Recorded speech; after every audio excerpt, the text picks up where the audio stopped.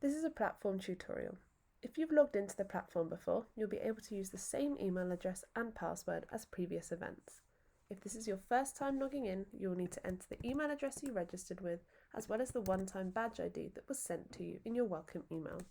You'll then be prompted to create your own password for future logins. Next, you'll be greeted with some onboarding questions. We ask that you fill these out in as much detail as possible, as this will help our AI to generate better quality matches for you. You can then proceed to next and choose whether you would like your email address and, if provided at registration, your phone number to either be private so no one can view them, connections only so your connections will see these details, or make them public so everyone is able to view these. Then your onboarding is completed and you can start exploring the platform. The first thing we recommend you do is go into your profile in the top right and filling out any of the additional details and anything you may have skipped through during onboarding. You can also go in here to upload a photo.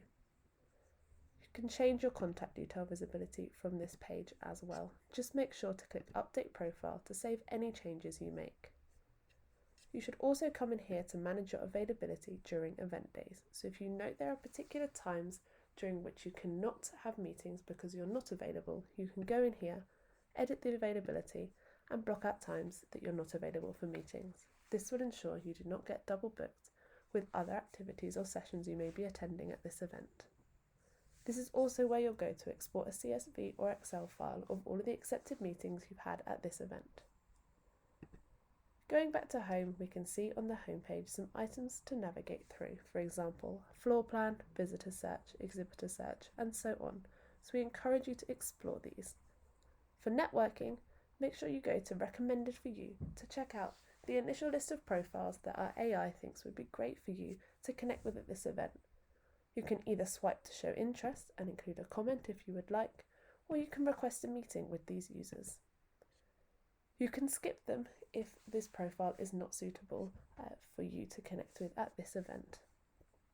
Any user you've shown an interest with and has interested you back, or to who you've sent a meeting request and they have accepted this, will appear as a connection in My Connections.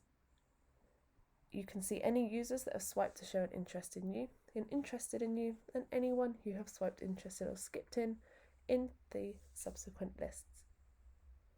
In the event agenda, you'll be able to see all of the sessions that are happening at this event. You can search for sessions or even apply filters for particular dates, tracks, and location. You can click into session to view more details, or if you know you'd like to attend, you can either send them to a personal calendar or add them to your schedule. In My Schedule here on the left-hand side, we'll be able to see all of those sessions we've added to our schedule, as well as any meetings that we may have. This will help us build out a diary for this event. All of the sponsors and supporters will be listed here, as well as exhibitors and products and services they are offering. We can see list views of exhibitor representatives and visitors also on the left-hand side for you to navigate and connect with. Anyone you have connected with will also appear on this right-hand sidebar, and if a user is online, there'll be a green dot to indicate this, so you can chat with them and especially notice if anyone is online to immediately chat with.